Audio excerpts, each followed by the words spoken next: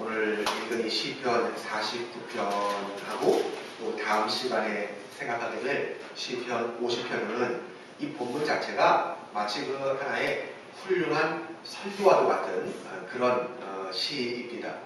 그동안 생각해온 시편들은 주로 대개가 이 시편 저자의 기도 아니면 찬양 이런 것들이었거든요. 대부분 그렇습니다. 시편들이. 그런데 오늘 이 시편에서는 세상 사람들에게 이 세상 것에 마음을 두는 일이 얼마나 어리석은 일이며 또 얼마나 죄악된 것이냐, 그거를 깨닫게 하고 영원하고 값진 것이 무언가 하는 것을 말씀해주고 있는 것이에요. 그래서 그런 의미에서 아주 설교와 비슷하다, 설교가 되어져 있다, 그렇게 우리가 생각이 되어집니다. 더구나 이 세상이 악할 뿐더러 악한 사람들이 오히려 형통한 것 같은 인상이 짙어서 때로는 의롭게 살려는 사람들에게 고통을 주는 경우가 많잖아요. 이 말씀을 통해서 고통 중에 있는 사람들에게 위로가 되는 그것을 우리가 보게 됩니다. 1절부터 3절까지 말씀 한번 같이 읽어볼까요? 시작. 뭇 백성들아 이를 들으라. 세상의 권원들아 모두 귀를 기울이라. 귀천 분부를 막론하고 다 들을지어다. 내 입은 지혜를 말하겠고 내 마음은 명철을 자랑스러워 은조리로다. 아멘. 시편 기자는 모든 인간들을 불러 깨우면서 이 세상의 허탄함과 세상의 것이 우리를 행복하게 할 수 없다 하는 것을 지금 말해주고 있는 것입니다. 왜 그럴까요? 사실 이 인간 세계에서 이것보다도 중요한 진리는 없기 때문에 그렇습니다. 그러므로 이 말씀을 깊이 생각하는 것이 우리에게 얼마나 유익한 일인지 모릅니다. 그래서 이 시인은 1절 말씀 보니까 뭇 백성들아 이를 들으라. 세상의 범인들아 모두 귀를 기울이라. 그렇게 말씀하고 있습니다. 누구나 다 들어야 할 진리이기 때문에 그렇습니다. 이거는 하나님의 택함을 받아서 구원받은 사람만 들어야 되는 그런 진리가 아니라 사람이면 누구나 다 듣고 깨달아야 할 그런 진리이기 때문에 그렇다는 것이에요. 빈부 귀천을 막론하고 모든 사람들이 다 함께 와서 하나님의 말씀을 들어야 됩니다. 이 세상에서 귀하고 부유한 사람들에게 그 사람들이 소유하고 있는 세상 것들이 얼마나 허탄한 것이고 허무한 것이고 아무것도 아닌 것인 그거를 듣고 깨달아서 그런 걸 자랑하거나 그 속에 파묻혀 즐거워하면서 방심하지 말고 그것을 선한 일을 행하는 데 사용하라. 그런 얘기입니다. 가난하고 어렵게 산다고 해도 이 말씀을 듣고 그들이 적게 가진 것에 대해서 불만을 갖거나 비굴하게 살지 말고 있는 것으로 만족하게 여기면서 넉넉한 사람들을 부러워하지 말라. 그런 얘기도 됩니다. 부유한 사람들이 세상의 재물을 지나치게 탐닉하는 반면에 그럼 가난한 사람들은 재물 안 좋아할까요? 아니거든요. 가난한 사람도 재물 좋아합니다. 심지어 돈벼락을 좀 맞아봤으면 좋겠다고 그러잖아요. 그렇기 때문에 뭐 있는 사람은 더 하지만 그러나 가난한 사람이라고 해서 재물 나는 이제 뭐 건강 그냥 딱 끊었어. 그런 거 아니거든요. 가난한 사람들도 그들 나름대로 세상의 재물을 지나치게 원할 수 있어요. 그렇기 때문에 오늘 이 말씀을 하고 있는 것이다 하는 것입니다. 그래서 사도 바울은 디모데전서 6장 17절로 19절 말씀에 이렇게 권면하고 있습니다. 네가 이 세대에서 불한자들을 명하여 마음을 높이지 말고 정함이 없는 재물에 소망을 두지 말고 오직 우리에게 모든 것을 후히 주사 누리게 하시는 하나님께 두며 선을 행하고 선한 사업을 많이 하고 나누어 주기를 좋아하며 너그러운 자가 되게 하라. 이것이 장래에 자기를 위하여 좋은 터를 쌓아 참된 생명을 취하는 것이니라. 잠언 23장 5절에도 이런 말씀이 있습니다. 내가 어찌 허무한 것에 주목하느냐. 정령이 재물은 스스로 날개를 내어 하늘을 나는 독수리처럼 날아가리라. 그랬어요. 돈이 왜 돈이에요? 어느 한 곳에만 있어도 돈이 아니에요. 돌고 돌아서 돈이에요. 그 돈이 꼭 나에게만 있다고 평생 영원히 나에게만 있을 것처럼 생각하지 마세요. 돌고 돌아 돈이에요. 그렇습니다. 예수님 말씀대로 사람의 사는 것이 재산에 넉넉한 데 있지 않다. 이 진리를 말하는 것은 오늘 본문 그대로 3절에 내 입은 지혜를 말하겠고 듣고 내 마음은 명철을 작은 소리로 읊조리리로다 했는데 사실 이거야말로 인생을 살아가는 데 있어서 지혜요 명철이라 하는 것입니다. 따라서 이 말씀을 받아들여서 그대로 사는 사람은 지혜롭고 총명하게 될 것입니다. 4절을 보세요. 내가 비유에 내 귀를 기울이고 수금으로 나의 오묘한 말을 풀리로다 그래서 여기 왜 비유라고 했습니까? 그것은 이 진리가 뭐 상징적이고 모호해서 비유다 그렇게 말하는 게 아니라 아주 지혜롭고도 교훈적이기 때문에 비유라고 그렇게 말한 것입니다. 그래서 솔로몬의 잠언에 관해서 사용한 것과 같은 말입니다. 다시 말해서 이것은 하나님에 의해서 가르침을 받은 것이지 그 스스로 말하는 것은 아니기 때문입니다. 다른 사람을 가르치고자 하는 사람은 먼저 그 자신이 배워야만 되는 것이에요. 이사야서 50장 4절 말씀에 주 여호와께서 학자들의 혀를 내게 주사 나로 곤고한 자를 말로 어떻게 도와줄 줄을 알게 하시고 아침마다 깨우치시되 나의 귀를 깨우치사 학자들같이 알아듣게 하시도다 그랬습니다. 오늘 보면 4절 하반절 말씀 보면 내가 수금으로 나의 오묘한 말을 풀리로다 그랬는데 그는 될 수 있는 대로 말씀의 내용을 분명하게 감동적으로 만들 것을 지금 얘기하고 있는 것입니다. 그는 자기가 안 것을 혼자만 알고 숨기려 하거나 그 자신에게 국한시키려고 하지 않고 다른 사람들에게 유익을 주기 위해서 이 진리를 만들려 했다는 것이죠. 이게 귀한 거예요. 여러분 우리가 왜 전도합니까? 난 구원받았는데 나만 구원받으면 된 거지. 무슨 아니 하대하고 냉대하고 삐죽거리고 그러는데 우리가 왜 그렇게 그냥 구실거리면서 전도합니까? 네? 내가 예수 믿어 구원받은 것도 귀하지만 이 놀라운 사실, 이 놀라운 은혜, 이 놀라운 복을 나만 알고 나만 누릴 것이 아니라 다른 사람에게도 알리고 누리게 하기 위해서 그래서 전도하는 걸 아니겠습니까? 그런데 우리가 진리를 말하지만 이해를 하지 못하는 사람에게는 진리를 말하면 그대로 못 알아들어요.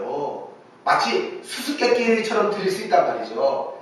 이런 사람들을 위해서 이 오묘한 말을 풀려고 했고 그거를 분명하게 만들어서 지나가는 사람들로 그것을 읽을 수 있게 했단 말이에요. 이렇게 해도 분명치 않을 때 그런 사람들을 위해서 그는 이 시인은 수금으로 그것을 풀려 했단 말이에요. 그들을 움직여서 마음을 사로잡기 위해서 그런 시도를 한 것입니다. 자, 이제 6절로 9절 말씀 보세요. 6절로 9절 말씀에서는 이 세상의 재물에 탐닉하는 죄인들에게 그들의 어리석음을 깨닫게 하기 위해서 말씀하고 있습니다. 6절로 9절 말씀 함께 읽습니다. 시작. 자기의 재물을 의지하고 부유함을 자랑하는 자는 아무도 자기의 유죄를 구원하지 못하며 그를 위한 속절을 하나님께 바치지도 못할 것은 그들의 생명을 순장하는 값이 너무 엄청나서 영원히 마련하지 못할 것입니다. 그가 영원히 살아서 죽음을 보지 않을 것이다. 아멘. 세상 사람들은 기껏해야 자기가 가지고 있는 재물을 자랑하는데 그 재물이 형제를 사망에서 구원시키지 못합니다.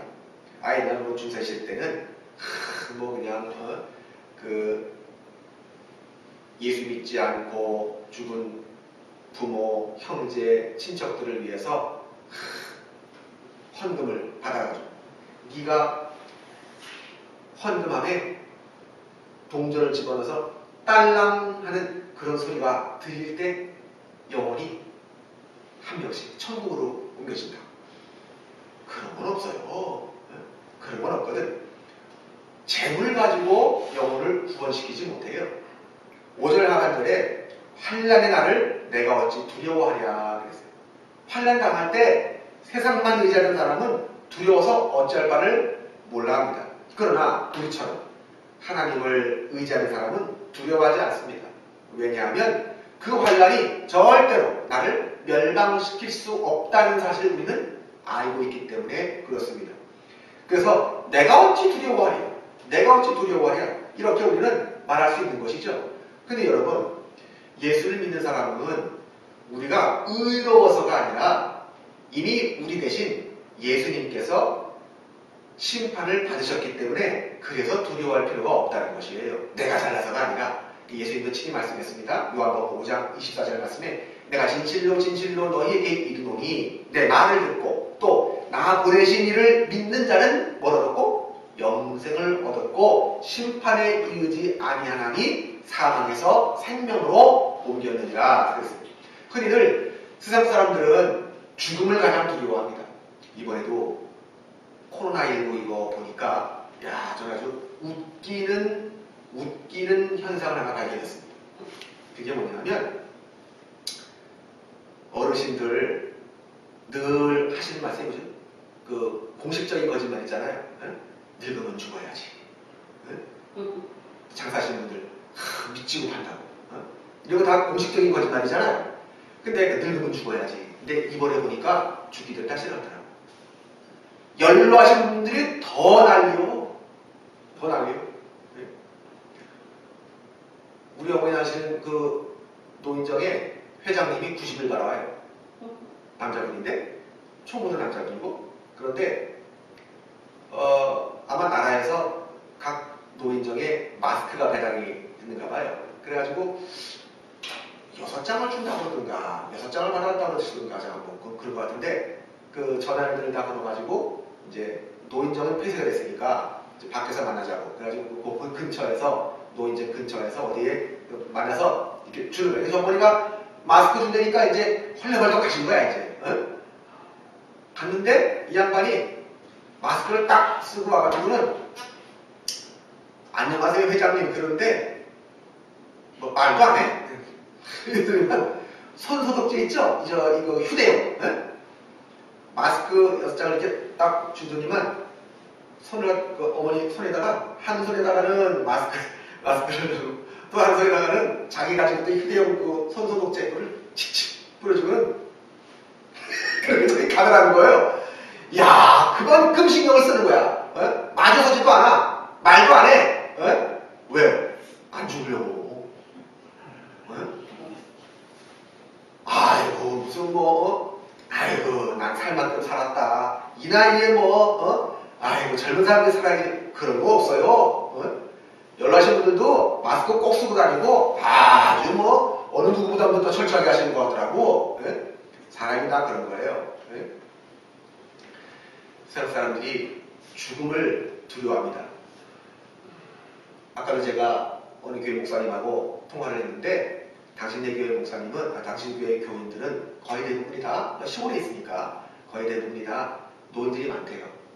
근데 우리는 몇 주 전서부터 수요 예배는 열었다고 그랬더니만 그러냐고 그러면서 수요 예배는커녕 우리는 주일 예배도 지금 가까스로 지금 그 11시 예배 한번 드리고 있는데 그것도 하도 뭐라 그래가지고 한 번은 아예 주일은 아예 문 안 열고 쉬었다가 이제 하고 이제 그러는데 그냥 연로하신 분들이 왜 하느냐고 더 드리지 말라고 예배 그런다는 거예요 연로하신 분들이. 그러니까 야 그런 거 보면서 참 대단하구나. 그래서 잘 모시라고 잘 모시라고 그랬어요.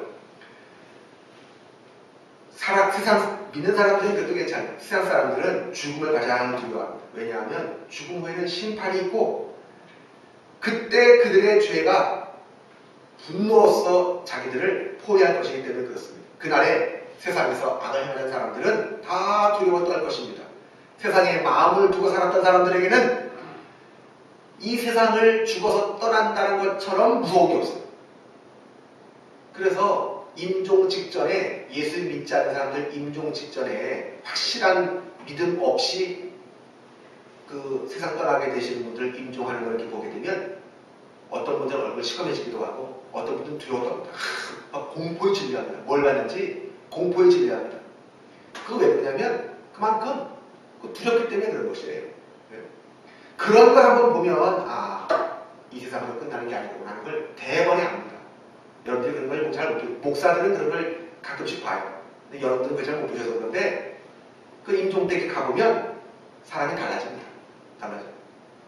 심지어 제가 아는 장로님은 장로님인데도 몇몇 교인들이 가서 이렇게 장로님이 입원해 계시니까 이렇게 위로드리려고 가는데 그냥 얼굴 시끄러워져가지고 떨면서 불안, 초조, 긴장, 두려움 그런 가운데서 낙심이 돼가지고 그래서 그분들이 열심히 기도해주고 근데 나중에 그 부인 권사님 말씀 들으니까 아주 좋은 모습으로 가셨다고 그런 거예요. 직분이 어떻게 해주는 거 아니에요. 각자의 믿음이에요. 각자의 믿음. 이게 중요한 것이에요. 각자의 믿음. 이게 중요한 것입니다. 하나님과 함께하는 사람들은 죽음도 두려울 게 없습니다. 시편 23편 4절 말씀 여러분들 잘 아시잖아요. 내가 사망의 음침한 골짜기로 다닐지라도 해를 두려워하지 않을 것은 주께서 나와 함께 하시느라. 주의 지팡이와 막대기가 나를 안위하시느니라. 다윗은 그 믿음 가지고 광야에서 들짐승들과 싸우며 양치기하면서 그러면서 힘있게 나아갔던 그런 사람이었단 말이죠. 하나님을 의지하고 하나님의 도우심을 받는 사람은 어떠한 형편과 상황에 처하더라도 두려움이 없습니다. 죄악이 나를 둘러쌀 때 그 사람은 그게 모두 사함을 받고 또 그의 양심이 정결하게 돼서 평화를 누리게 됩니다. 다른 사람들이 두려움으로 어쩔 줄 모르는 그 심판의 날에도 믿는 사람들은 어떻게 기쁨으로 머리를 들 수 있습니다. 문드러운 머리들. 그러므로 하나님의 자녀들은 아무리 가난할지라도 세상에 어떠한 그 부유한 사람들보다도 더 진정으로 정말로 참으로 행복하고 사망과 심판에 대한 두려움에서 완전히 지켜질 수가 있는 것이에요. 아니 그러면 목사님 성경은 재물을 많이 가진 사람을 죄인시하고 배격하고 그러는 겁니까? 오해하지 마세요. 그런 거 아닙니다. 재물뿐이겠습니까? 지식도 그렇고 권세도 그렇고 다 마찬가지, 출세도 그렇고 다 마찬가지입니다. 하나님의 자녀가 많은 재물을 가지는 거 절대 죄가 아닙니다. 많은 지식을 가지는 거 잘못된 거 없습니다. 훌륭한 지위를 가지는 거 좋습니다. 문제는 뭘 가졌든지 간에 그게 자기 것이 아니라 하나님이 나에게 맡겨주셨다라고 하는 걸 분명히 알고 그러한 정신 밑에서 살면 되는 거예요. 그러므로 많은 것은 복이고 적은 것은 복이 아니다 라고 생각하는 건 잘못된 생각입니다. 어떤 사람은 이 세상에 재물을 많이 가지고 있으면서 참 감사하다. 내가 뭐라고 하나님께서 이렇게 재물을 나에게 많이 주셔서 이렇게 나로 하여금 참 좋은 일에 이 돈을 많이 쓰게 하고 그리고 남을 위로하게 하고 위로해 줄 수 있고 참 봉사할 수 있고 섬길 수 있고 얼마나 좋은지 모르겠다. 그러면서 감사와 감격을 가지고 하나님의 뜻에 순종하면서 애쓰고 섬기고 그럽니다. 다시 말하면 모든 재물은 내가 번 게 아니고 하나님이 나에게 맡긴 것이라고 생각하는 그 청지기 정신, 이게 중요한 것이죠. 이런 정신과 이런 자세와 이런 마음을 가진 사람은 그게 재물이 됐든 지식이 됐든 권세가 됐든지 간에 많으면 많을수록 겸손한 마음으로 이 사회를 위해서 효과적으로 봉사합니다. 중요한 것이죠. 일반 대학 교수님들하고 신학교 교수님들하고 다른 게 있습니다. 일반 대학 교수님들은 다 그렇다는 건 아니지만 그래도 상당수가 이렇게 좀 강의도 좀 빼먹기도 하고 무슨 일 있으면 강의 빼먹고 또 그냥 좀 늦게 시작했다가 또 빨리 끝나고 신학교 교수님들은 그런 게 없어요. 시간 딱 맞춰서 들어오시면 기도하고 그리고 시작하는 거예요. 그리고 마치면 또 기도하고 끝나는 거예요. 빨리 끝내주는 것도 없어요. 근데 또 어떤 열심히 있는 또 학생들이 질문하면 기도 끝나고 강의 끝났음에도 불구하고 나가지도 않고 계속 그거 들어주면서 또 답변 다 해줍니다. 그거 왜 그럴까요? 그 신학교 교수 대부분이 다 여자 빼놓고 대부분 다 목사님이시거든요. 그런 분들이 내가 가지고 있는 이 지식, 이 능력, 이 모든 것들은 내가 똑똑해서가 아니다. 하나님 나에게 주신 것이고 이 성경 안에서 이 성경을 가르치라고 주시는 지혜요, 지식이요, 능력이니까 이걸 내가 함부로 내가 적어할 수 없다. 최선을 다해서 강의하고 최선을 다해서 기도해주고 최선을 다해서 잘 설명해주고 질문이 오면 다 일일이 대답 다 해주고 이게 다른 거예요. 그게 달라요. 같은 교수들이라도 그런 모습이 있다. 믿는 사람. 이게 내 거 아니라는 거죠. 그 자세가 참으로 중요합니다. 그러나 자기 것으로 생각하는 사람은 재산을 늘리는 것이 주 목적이고 그것으로 자기 만족을 위해서만 사용함으로 교만하게 되고 자기의 재물을 의지하게 됩니다. 그들에게는 물질이 곧 하나님입니다. 그래서 예수님도 낙타가 바늘기로 나가는 것이 부자가 하늘나라 하나님의 나라에 들어가는 것보다 쉽다 그랬잖아요. 이 말씀은 부자는 영원히 구원받지 못한다 그래서 그런 얘기는 아니에요. 사람은 약하기 때문에 세상 것을 좀 소유하게 되면 이걸로 잘못된 자세를 가지기 쉽기 때문에 그걸 경고한 것입니다. 어리석은 사람은 자신의 재물의 풍성함으로 긍지를 가지고 자긍심을 가져요.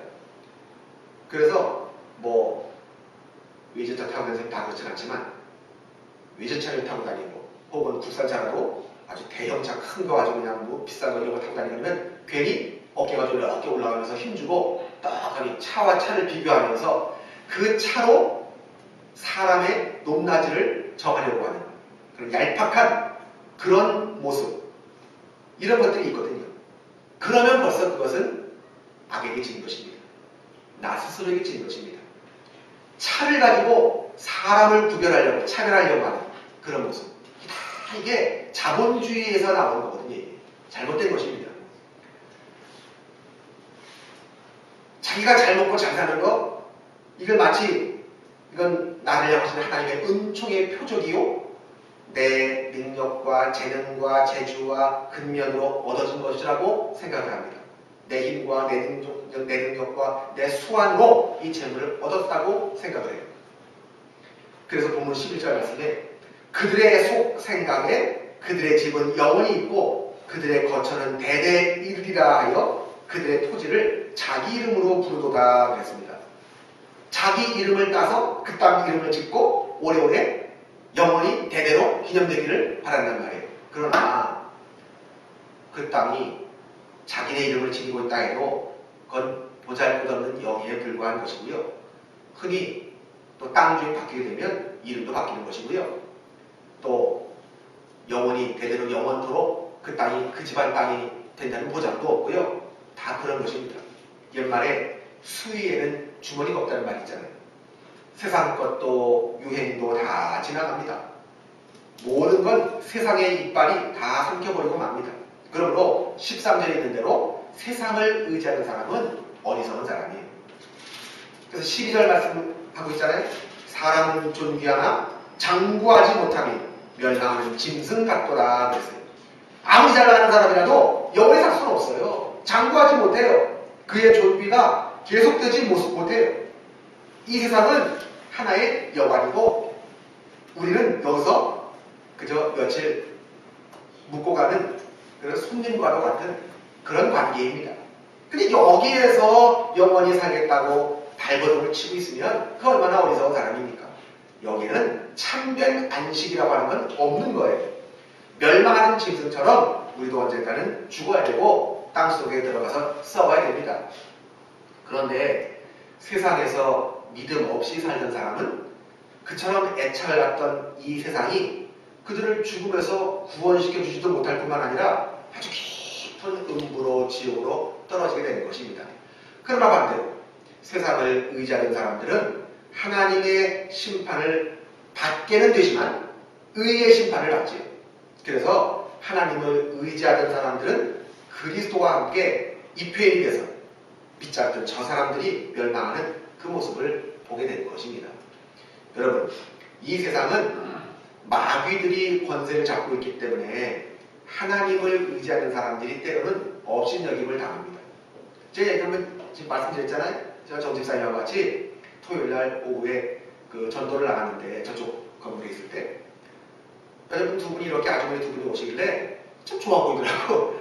인상이 좋아 보이더라고요. 그래서 예수 믿고 구원 받으시라고 그러면서 우리 교회 이제 티슈용 전도지를 이렇게 드렸는데 안 받아요. 그래서 왜 그러지? 속으로 이제 그래서 저기 받으시라고 그러면서 웃으면서 그랬더니 한 사람은 아예 안 받고 한 사람은 개시시 웃으면서 네. 그러면서 이렇게 받아요. 근데 네. 그러면서 이렇게 받는데 받으면서 그 배시시 웃는 그 웃음이 저를 비웃는 웃음이에요. 늘 놀고 있다. 그런 웃음이에요. 그때 제가 딱 알아챘어요. 신천지구나. 이 아줌마는 신천지구나. 아유, 그줄 알았으면 내가 안 주는 건데. 근데 어디다가 신천지에 써붙이고 있는 것도 아니고, 별 달리는 것도 아니잖아요. 응? 참, 하나님의 자녀가 다른 사람들, 세상 사람들 한 명이라도 더 구원시켜보겠다고 전도하는데, 사이비 이단, 정말 아무것도 아닌, 이런 사람들이 나를 무시하고 없이 여기는구나. 참 웃긴다. 그러나 이 다음에 보자. 이 다음에 어떻게 되는지. 이 다음에 속으로 오면 정직사님이 이렇게 오면서 제 속으로 그랬어요. 당신은 오늘 내 얼굴 똑똑히 기억해라. 얼굴도 잘생겼으니까 내 얼굴 똑바로 기억해라. 이 다음에 나도 죽고 당신도 죽을 텐데 당신이 나를 만날 수 있을지, 당신이 가는 그곳에서 나를 볼 수 있을지 내 얼굴을 똑바로 기억해라. 절대로 나를 못 본다. 그게 중요한 것이. 혹 그 심령이 불쌍해서 하나님이 그 심령이 신천지에 나와서 정말로 예수 믿고 그리고 구원 받으면 나를 혹 볼 수는 있겠으나 그렇게 뭐 신빙성은 별로 없죠. 그런 것입니다. 우리가 뭐 이렇게 저렇게 좀 하나님 뜻대로 살아보겠다고 그러면 무시합니다. 우리를. 우습게 여깁니다. 지금 이 나라 한국교회 우습게 보잖아요. 한국교회들 우습게 보잖아요. 그러나 우습게 보라고 그러십시오. 물론 우리가 다 잘했다는 거 아닙니다. 한국교회가 잘못한 부분도 있고 한국교회 교인들이 잘못한 부분들도 있습니다. 있지만 그러나 그럼에도 불구하고 세상 사람들보다는 낫습니다. 어떻게 생각하면 이건 어떻게 보면 변명일 수도 있겠지만 변명처럼 들릴 수도 있을지 모르겠지만 예수 안 믿었다면 정말 밖에 나가서 지금의 세상 사람들보다도 더 엄청난 사건을 벌일 수 있는 사람들도 있을 수 있어요. 근데 그런 사람이 어쩌다 예수 믿으니 이 사람이 변화되어지게 되고 그래서 그나마 이 사회가 이만큼 조용한 것이 아닐까 그런 생각도 드는 것이죠. 우리가 교도소에 가서도 전도하잖아. 네? 그러므로 우리가 그럴 거에 너무 실망하거나 낙심하거나 그럴 필요 없습니다. 뭐 업신여기고 고통을 받을 수 있어요. 그러나 위로받을 길이 있습니다. 이 양상이 저들이 우리를 업신여기고 나중에는 이 양상이 바뀔 날이 다가오고 있다는 것이죠. 그때 하나님을 의지하는 사람들이 그때는 지배권을 가지게 될 것입니다. 자, 이제 15절 말씀 보면 이제 15절에 정직한 자들이 죽음을 두려워하지 않는 이유를 다시 한번 말씀합니다. 15절 말씀 보니까 이것과 시작. 그러나 하나님은 나를 영접하시니 이러므로 내 영혼을 수월의 권세에서 건져내십니다. 아멘. 여기서는 주님 안에서 죽는 사람들이 얼마나 복된가 하는 걸 말씀하고 있습니다. 사람이 세상에 살 때는 천차만별이지만 죽음에 대해서만큼은 아무런 차이가 없습니다. 세상에서 살 때는 천차만별을 다 이렇게 살아요. 죽을 때는 다 같이 죽는 거예요. 그냥 뭐 죽는데도 뭐 맛있게 죽고 무슨 뭐 아름답게 죽고 정말 끝내주게 죽고 뭐 그런 게 어딨어요. 죽으면 다 같이 죽는 거예요. 근데 말이죠. 사람의 영적인 차이는요. 세상에서 볼 때는 다 거기서 보이는 것 같아요. 왜? 영적이라고 하는 게 뭐 드러내 보여지나요? 뭐 다 비슷비슷하고 다 거기서 믿는 자나 안 믿는 자나 뭐 어디 무슨 뭐 표가 나요. 그런데 죽음 후에는 얼마나 큰 차이가 나는지 문자 그대로 천국과 지옥의 차이입니다. 그러므로 죽음이 세상을 의지하고 사는 사람에게는 저주이자 공포이지만 주님 안에 있는 사람에게는 이것이 오히려 복이 된다는 진리를 여러분 꼭 기억하시기 바랍니다. 우리도 죽음을 맞이해요. 그냥 우리가 죽는 거는 그냥 우리 왜 횡단보도 신호등 건너는 거 있잖아요. 그런 거예요. 저쪽은 천국이요. 우리가 여기서 저리로 가려면 죽어야 돼. 죽으면 죽어서 그냥 가는 거예요. 건너가는 거예요. 하나님의 나라로. 그런 것이기 때문에 우리는 하나님 저를 맡겨드립니다. 감사합니다. 제 영혼을 받아주옵소서. 기쁜 마음으로 갈 수 있어요. 근데 저들은 안 돼, 안 가, 싫어. 그렇게 되는 거죠. 여러분, 오늘 우리는 이 저녁에 주신 말씀을 통해서 세상을 의지하는 일이 얼마나 헛되며 어리석은 일인지를 보았습니다. 그러면 이 시간 우리 마음 중심에 새로운 마음의 다짐이 있어야 될 줄로 압니다. 그리스도인이란 누굽니까? 그리스도인이라고 하는 말의 뜻 가운데는 그리스도의 사람, 그리스도의 소유라고 하는 뜻도 있어요. 그러므로 우리가 세상을 의지할 수 없어요. 왜? 그리스도의 사람이니까. 그리스도의 소유이니까. 주님의 소유이니까. 세상을 의지할 수 없어요. 세상을 방문해서 할 수 없어요. 성경은 세상을 사랑하는 것을 간음하는 여인에 빗대서 말씀하면서 하나님과는 원수가 된다는 것입니다. 이제 우리를 구원할 수 없는 세상 것을 의지하지 말고 바라보지 말고 자랑하지 말고 온전히 하나님만 의지하고 바라보므로 우리에게 맡겨진 것을 가지고 세상에 있는 동안 잘 봉사하고 섬기다가 주님 앞에 설 때 주님의 은총에 힘입어서 구원받을 뿐만 아니라 잘했다, 착하고 충성된 종이라고 하는 인정받는 그런 삶을 살 수 있게 되기를 간절히 바라는 것입니다. 세상이 점점 더 험악해집니다. 전도하기는 점점 더 힘들어지고 예수 믿는 사람들이 신앙생활하기도 내 신앙 지키며 살기도 점점 더 힘들어지는 정말로 부패와 부정과 유혹과 박해와 여러 가지가 많은 그러한 세상입니다. 그러나 그럼에도 불구하고 힘을 내서 여러분 이겨내시기 바랍니다. 예수님이 내 편이다. 그런 마음 가지고 힘을 내십시오. 오늘도 내일도 순간순간 주님과 묵상하며 주님과 만나며 주님 생각하며 주님과 동행하며 그렇게 나아감으로 정말로 그때 잘했다, 착하고 충성된 종아, 내가 너를 안다. 네가 어떻게 살았는지 안다. 내 책에 다 기록되어 있다. 라는 그런 칭찬을 받을 때 그때 할렐루야 아니겠습니까? 여러분 그런 생각하면 가슴이 그냥 뿌듯해지고 막 벅차오르지 않습니까? 마치 거의 초등학교 다닐 때 왜 그런지 모르겠어요. 우리 때 국민학교 있잖아요. 국민학교 때 왜 그런지 모르겠어요. 어렸을 때 소풍 갔다 오면 왜 그렇게 며칠 전서부터 그냥 설레? 네? 아무것도 아닌데 사실 그렇잖아요. 막상 가보면 재미도 없는데 그런 것처럼 천국 갈 그 생각, 주님 만날 그 생각, 주님이 나에게 주실 그 말씀 그걸 생각하고 있으면 가슴이 그냥 벅차오르지 않습니까? 그냥 가슴이 벅차오르다. 그때의 그 감격 어떨까? 사도 요한은 지난주일날도 제가 설교 때 말씀드렸지만 요한계시록에 쓴 거는요 사람의 언어로는 어떻게 더 이상 표현할 길이 없어서 그 정도로만 쓴 거예요. 거 가보면 이건 정말 요즘 아파트 새로 지은 아파트가 어떻고 저떻고 아이고 참 그걸 거기에 비교하겠습니까 여러분? 그렇잖아요. 그러니까 오늘도 내일도 주여 하면서 그저 주님을 바라보며 승리하는 하나님의 귀한 성도들이 다 되시기를 간절히 바랍니다. 기도하겠습니다. 하나님의 은혜를 감사합니다. 하나님 오늘도 이 수요 예배에 기도에 참석하게 하시고 그리고 우리로 하여금 귀한 말씀을 상고할 수 있도록 인도하시니 감사합니다.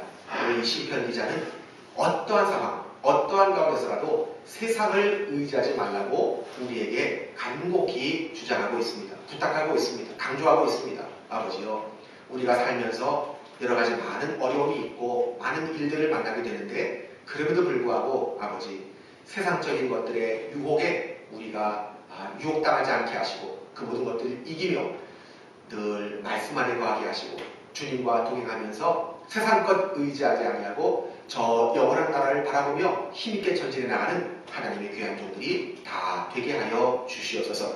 오늘 참석하지 못한 마지막에 온 성도들 위해 하나님의 놀라우신 은혜와 은총이 충만히 임하게 하여 주시옵시며 또 참석하지 못해서 이 영상으로 이 말씀을 듣게 되는 우리 귀한 심령들 위에도 아버지 은혜 위에 은혜를 더해 주셔서 놀라운 은혜가 넘쳐날 수 있도록 성령님 함께하여 주시옵소서. 이 싸움도 예수님의 이름으로 기도하옵나이다. 아멘.